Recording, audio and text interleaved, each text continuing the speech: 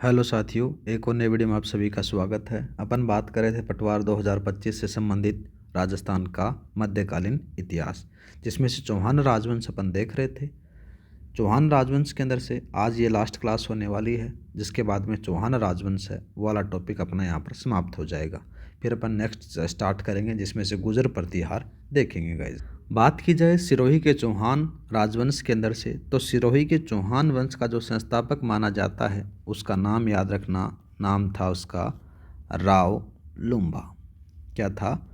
राव लुम्भा माना जाता है संस्थापक। बात की जाए आगे, तो जालोर के अंदर से देवड़ा शाखा से संबंधित था कौन? राव लुम्भा। इसी के लिए जो सिरोही के चौहान थे उनको देवड़ा चौहान कहा जाता है। क्या कहते हैं? देवड़ा चौहान। देवड़ा चौहान भी कहते हैं सिरोही के चौहानों को। सिरोही के चौहानों को। ठीक है साथियों, आगे बात करें तो 1311 का समय आता है। 1311 में परमारों से आबू और चंद्रावती छीनकर अपनी स्वतंत्र सत्ता स्थापित की जाती है। तो यहाँ पर लिख सकते हो 1311 में कौन कौन से? एक तो आ जाता है आबू जो सिरोही में पड़ता है, दूसरा जाता है चंद्रावती। इनको छीना जाता है। किन से छीना जाता है? परमारों से। परमारों से इनको छीना जाता है और बाद में इन दोनों से एक स्वतंत्र सत्ता बनाई जाती है। स्वतंत्र सत्ता बनाई। आगे बात करें तो राव लुम्बा के द्वारा 1320 के अंदर से असलेश्वर मंदिर का जीर्णोद्धार करवाया जाता है। यहाँ पर लिखो कौन सा? असलेश्वर मंदिर। मंदिर का जीर्णोद्धार करवाया। किसके द्वारा करवाया गया? राव लुम्बा के द्वारा करवाया गया। राव लुम्बा के द्वारा। ठीक है। जब राव लुम्बा सिरोही का शासक हुआ करता था, उस समय जो राजधानी वो थी चंद्रावती। ठीक है। और बात करें तो इनके जो उत्तराधिकारी आते हैं उनमें से नाम आ जाता है कानड़ देव। कानड़ देव के बाद में सामंत सिंह आ जाता है। सामंत सिंह के बाद में सलखा, और सलखा के बाद में रायमल। ये इसके उत्तराधिकारी थे। इन शासकों के अंदर से क्या होता है कि कोई शासक राजधानी चंद्रावती को बना लेता है, कोई अचलगढ़ को बना लेता है, चेंज होती रहती है। अब बात की जाए रायमल, और रायमल का जो उत्तराधिकारी था उसका पुत्र था, उसका नाम याद रखना शिवभान था। शिवभान ने क्या किया? शिवभान ने सरनवा पहाड़ों पर एक दुर्ग बनाया।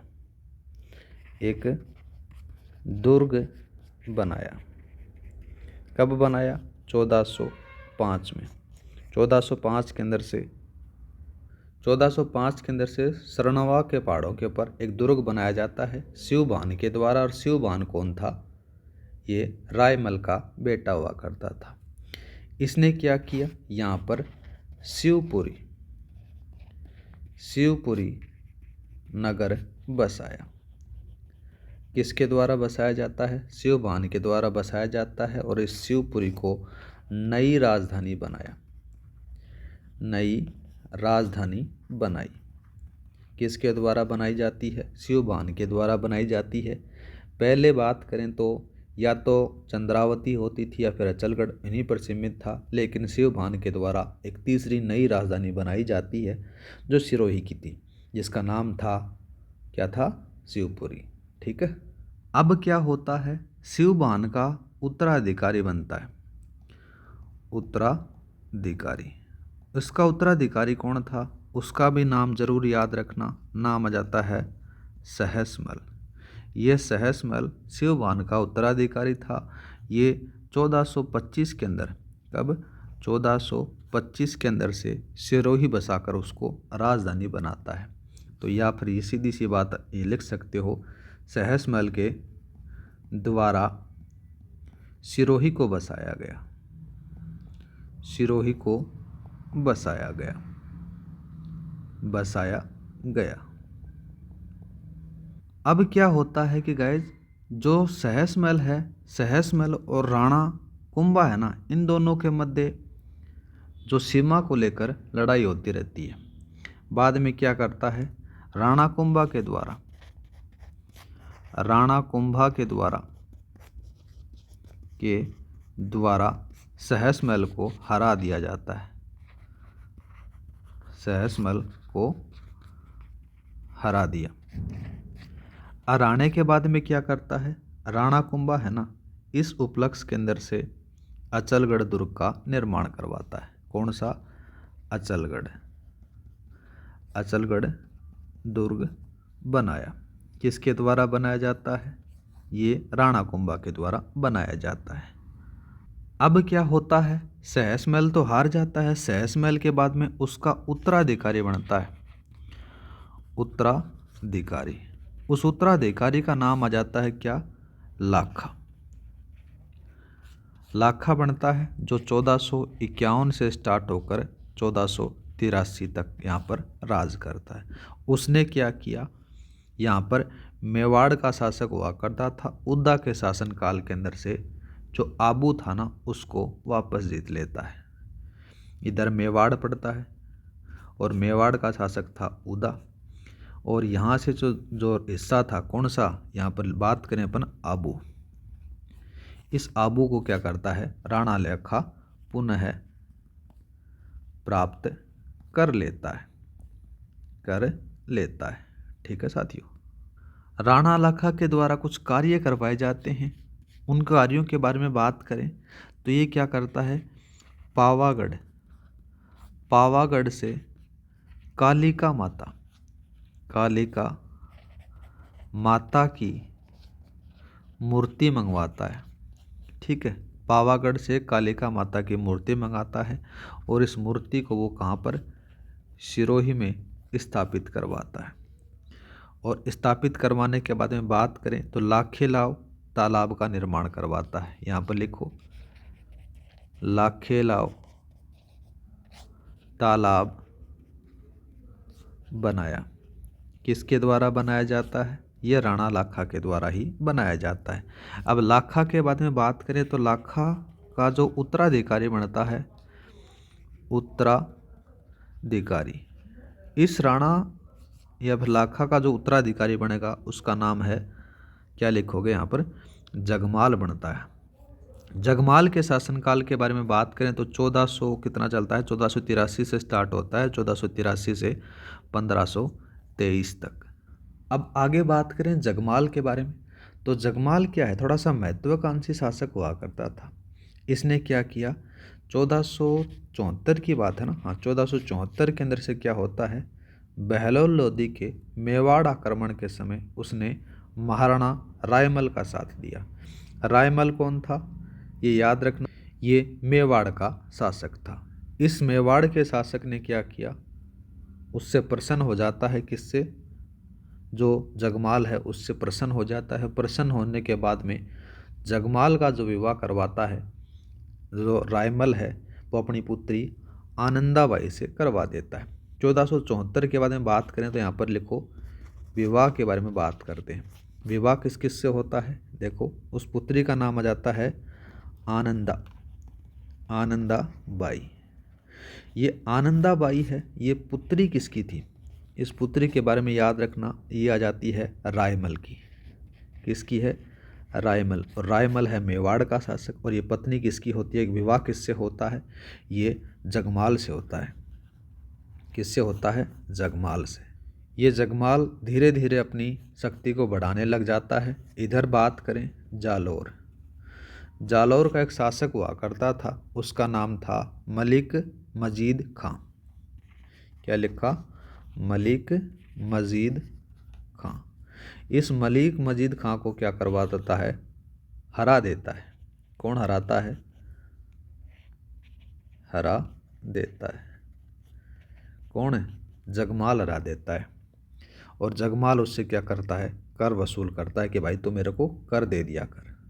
और बात की जाए जगमाल के बारे में, तो जगमाल ने क्या किया, अपने साले को क्या कर दिया, जिसका नाम था पृथ्वीराज, और पृथ्वीराज को धोखे से जहर की गोलियां देकर उसको मार देता है। ठीक है। जो ये पृथ्वीराज था ना, ये मेवाड़ के शासक रायमल का पुत्र हुआ करता था, उसको गोली देकर, जहर की गोलियां देकर मार देता है। अब जगमाल के बाद में उसका जो पुत्र है वो शासक बनता है। उस शासक का नाम बात करें, उसका नाम जाता है अक्खेराज। अक्खेराज शासक बना, शासक बना सिरोही का। ठीक है। इसमें से क्या होता है देखो, इस अक्खेराज को एक और नाम से भी जाना जाता है, जिसको कहा जाता है उड़ना अक्खा। इसको क्या कहा जाता है? उड़ना अक्खा कहा जाता है। ये सिरोही का शासक बनता है। सिरोही के शासक जिसका नाम था अक्खेराज या फिर अक्खेराज देवड़ा। अक्खेराज देवड़ा ने क्या किया, 1527 का समय था। 1527 के अंदर से खानवा का युद्ध हो रहा था। कौन सा? खानवा का युद्ध। खानवा के युद्ध के अंदर से क्या होता है, ये राणा सांगा का साथ देता है। किसका देता है? राणा सांगा का साथ दिया। किसके द्वारा दिया गया? अक्खेराज के द्वारा दिया जाता है। और ज़्यादा इसके खास इसके बारे में कोई जानकारी अपने पास में है नहीं। ठीक है। और आपसे ज़्यादा कभी पूछ भी नहीं गई है। अक्खेराज के बारे में बात करें तो दो और जो शासक बनते हैं उनके बाद में जैसे नाम आ जाता है राय सिंह। ठीक है। राय सिंह के बाद में बनता है दूदा, और दूदा के बाद में उदय सिंह है। उदय सिंह के बाद में बनता है मान सिंह। ये सारे के सारे क्या बनते हैं? सिरोही के शासक बनते हैं। मान सिंह के बाद में सुरताना देवड़ा सिरोही का शासक बनता है। इनके बारे में थोड़ा सा याद रखना। क्या नाम आ जाता है? सुरताना। सुरताना या फिर एक और नाम से इसका आ जाता है सुरतान के नाम से, इसको सही तरीके से प्रोनाउंस किया जाता है सुरतान देवड़ा। अब जो सुरतान देवड़ा है ये क्या करता है? अकबर के विरुद्ध संघर्ष किया था इसने। सिरोही के सुल्तान देवड़ा व बीजा देवड़ा के मध्य राजकाज का लेकर क्या हो जाती है? अनबन हो जाती है। दोनों भाई थे, इन दोनों के अंदर से ये बोलते हैं कि मैं इस युद्ध मैं राज करूंगा वगैरह वगैरह। तो इसके कारण दोनों में अनबन हो जाती है। तब अनबन होने के बाद में कोई तीसरा बंदा फायदा उठाता है। तब बीकानेर के एक शासक और मुगल मनसबदार राय सिंह ने क्या किया, सिरोही के ऊपर आक्रमण करके बीजा को राज्य से बाहर निकाल दिया जाता है। और आधा राज्य है वो सिरोही मुगलों के अधीन मेवाड़ से नाराज होकर महाराणा प्रताप के सौतेले भाई हैं जिनका नाम था जगमाल को दे दिया जाता है। अब आगे बात करें तो सिरोही का जो राजा था सुल्तान देवड़ा जगमाल से नाराज हो जाता है और जगमाल व उसके सहयोगियों के लिए जो आई हुई मुगल सेना पर क्या कर देता है? आक्रमण कर देता है। ठीक है। दोनों सेनाओं के मध्य युद्ध होता है 1583 में। 1583 के अंदर से कहाँ पर होता है? याद रखना, दत्तानी। दत्तानी नामक स्थान पर, दत्तानी नामक स्थान के ऊपर युद्ध होता है। इस युद्ध के अंदर से क्या होता है कि जगमाल मारा जाता है। कौन मारा जाता है? जगमाल मारा गया। जगमाल मारा जाता है और इसके अंदर से जो दूसरा नाम था सुल्तान, उस सुल्तान ने क्या किया, यहाँ पर सिरोही के ऊपर दोबारा से अधिकार कर लेता है। इस युद्ध के अंदर से बात करें तो चारण कवि जिसका नाम था दुर्सा आड़ा शाही सेना का साथ देता है, जिसके सुल्तान साथ लेकर आए थे। अब जो नाम क्या था उनका? सुल्तान। और सुल्तान देवड़ा की मृत्यु के बाद में उसका पुत्र नाम आ जाता है उसका राय सिंह देवड़ा। राय सिंह देवड़ा है वो गद्दी पर बैठता है और 1621 में राय सिंह के छोटे बेटे सूर सिंह इसे धोखे से क्या कर देते हैं? सल्टा देते हैं, मतलब कि उनकी हत्या कर दी जाती है। तो यहाँ पर लिख सकते हैं अपन सारी चीज़ें। जैसे सुरतिन देवड़ा है, इसके बाद में जो शासक बनता है राय सिंह। राय सिंह देवड़ा ये शासक बना सिरोही का। इसके अंदर से क्या हो जाता है कि 1621 के अंदर से जो राज सिंह है, या फिर कहीं राज सिंह भी मिलेगा, कहीं राय सिंह भी मिलेगा, तो याद रखना राय सिंह है। राय सिंह 1621 के अंदर से राय सिंह का जो छोटा बेटा नाम आता है उसका सूर सिंह। सूर सिंह क्या करता है, इसको मार देता है। मार देता है, किसको मारेगा, अपने बाप को मार देता है, राय सिंह देवड़ा को। कौन मारता है, सूर सिंह मारता है 1621 में। अब क्या होता है, सिरोही के शासक जो बनता है वो राय सिंह के बाद में उसका जो अल्पवयस्क पुत्र है अख्यराज। यहाँ पर लिखते हैं अपन अख्यराज सेकंड। अख्यराज सेकंड है, ये सिरोही का शासक बनता है। इसके समय मेवाड़ के महाराणा जगत सिंह प्रथम ने सिरोही के विरोधी सेना यहाँ पर भेजी जाती है, और सिरोही विजय के उपलक्ष्य में महाराणा जगत सिंह ने क्या किया, पिछोला झील के मोहन मंदिर का निर्माण करवाया जाता है। अख्यराज है, छोटी उम्र का था, और यहाँ पर जो सिरोही है, इस सिरोही के ऊपर से मेवाड़ का जो महाराणा है वो इधर आक्रमण करता है। उसका नाम यहाँ पर जरूर लिख सकते हो, जगत सिंह। जगत सिंह प्रथम इसके ऊपर अधिकार कर लेता है, और बाद में उदयपुर के अंदर से एक चीज़ का निर्माण करवाता है, पिछोला झील में मोहन मंदिर। कौन सा, मोहन मंदिर बनाता है इस जीत के ऊपर। बाद में क्या हो जाता है कि अख्यराज द्वितीय के बड़े जो बेटे हैं उनका नाम था उदयभान सिंह। उदयभान सिंह क्या करते हैं, अपने बाप को क्या करते हैं, कैद में डालकर सिरोही के खुद शासक बन जाते हैं। ठीक है, ये बात पता चलती है किसको, ये बात पता चलती है मेवाड़ के महाराणा राय सिंह को। राय सिंह को पता चलता है कि अख्यराज सेकंड है, उसको तो उसके बेटे ने जेल में डाल दिया। वो क्या करता है, सिरोही अपनी सेना भेजता है। सेना भेजने के बाद में क्या करता है, अख्यराज का जो बेटा था उसका नाम क्या था गाइज, उदयभान सिंह। उदयभान सिंह को पद से हटाया जाता है, और उसको जेल में, जो अख्यराज सिंह को जो जेल में डाला गया था उसको जेल से निकाला जाता है, और पुनः सिरोही का शासक नियुक्त कर दिया जाता है। ठीक है, और कुछ थोड़ा डिटेल में अपन जानकारी के बारे में बात करें तो अख्यराज की जो पत्नी थी, इसकी पत्नी का नाम था रतन कंवर। रतन कंवर ने क्या किया, सिरोही में रतन बावड़ी का निर्माण करवाया। रतन बावड़ी बनाई, किसके द्वारा बनाई जाती है, रतन कंवर के द्वारा बनाई जाती है, जो अख्यराज सेकंड की पत्नी हुआ करती थी। ठीक है, अख्यराज के बाद में जो शासक बनते हैं उनका नाम बेरीसाल प्रथम, छत्रसाल सुल्तानादित्य, मान सिंह द्वितीय, पृथ्वीराज, जगत सिंह सिरोही के शासक बनते हैं। बेरीसाल के बारे में थोड़ा सा अपन बात करते हैं, कभी कभार पूछा जाता है। बेरीसाल है, ये क्या था, इनको वेरीसाल के भी नाम से जाना जाता है। मारवाड़ के शिशु राजकुमार अजित सिंह को कालंदी में छिपाकर रखा था।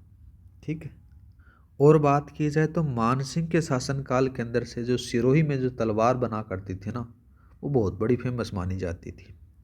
1782 की बात आती है, 1782 के अंदर से बेरीसाल द्वितीय है वो सिरोही के शासक बनते हैं, और 1807 के अंदर से इनकी मृत्यु हो जाती है। मृत्यु हो जाने के बाद में इनका बड़ा बेटा है जिसका नाम था उदयभान देवड़ा सेकंड, जो सिरोही का शासक बनता है।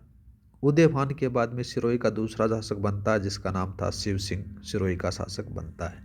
शिव सिंह के बारे में थोड़ी चर्चा अपन कर लेते हैं। यहाँ पर लिखो शिव सिंह सेकंड। शिव सिंह सेकंड का जो शासनकाल चलता है वो 1817 से चलता है, 1817 से 1862 के मध्य। शिव सिंह के बारे में बात की जाए, ठीक है, तो शिव सिंह ने क्या किया, देखो शिव सिंह ही लिख सकते हो आप, सेकंड मत लिखो आप यहाँ पर। शिव सिंह ने क्या किया, शिव सिंह का जो शासनकाल 1817 से 1862 तक चलता है, इसने ईस्ट इंडिया कंपनी के साथ में संधि करने के लिए कंपनी सरकार से बातचीत की, किंतु जोधपुर का जो शासक था जिसका नाम था महाराजा मानसिंह ने क्या किया, कंपनी सरकार को लिखा कि सिरोही जोधपुर राज्य के अधीन क्षेत्र है। सिरोही के लिए पृथक संधि की आवश्यकता नहीं है। ये बात किसके द्वारा लिखी जाती है? जोधपुर का जो शासक है वो मान सिंह है, वो अंग्रेज़ों को लिखता है। और जो शिव सिंह है, जो सिरोही का शासक है, ये अंग्रेज़ों के साथ में संधि करना चाहता है, जबकि जो जोधपुर का शासक है वो ये कह देता है कि ये हमारे अधीन है, कोई अलग राज्य नहीं है। ठीक है गाइज। बाद में अंग्रेज़ों की तरफ से या फिर ईस्ट इंडिया कंपनी की तरफ से कर्नल जेम्स टोड है, इसकी जांच के लिए यहाँ पर राजस्थान में आते हैं और अपनी रिपोर्ट में बताते हैं कि सिरोही राज्य है वो स्वतंत्र होने का दावा है वो एकदम सही है। ठीक है।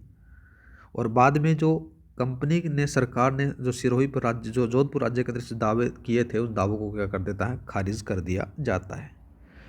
बाद में शिव सिंह के द्वारा 11 सितंबर की बात है, 11 सितंबर 1823 में, 11 सितंबर 1823 में सिरोही राज्य की सुरक्षा के लिए ईस्ट इंडिया कंपनी के साथ में संधि कर ली जाती है। सिरोही है वो क्या कह जाती है गाइज? सिरोही रियासत है वो ईस्ट इंडिया कंपनी के साथ में संधि करने वाली अंतिम रियासत मानी जाती है। और बात करें तो 1853 की बात आती है। 1853 के अंदर से शिव सिंह ने शिवगंज नामक कस्बा बसाया था और सिरोही का जो राज्य का अंतिम शासक था उसका नाम था अभय सिंह। स्वतंत्रता के बाद में बात करें तो स्वतंत्रता के बाद में सिरोही राज्य को 26 जनवरी 1950 को राजस्थान में मिला दिया जाता है। इस प्रकार से आपका जो चौहान राजवंश है वो अपना कंप्लीट हो जाता है। आज के लिए इतना ही। जय हिंद, जय भारत।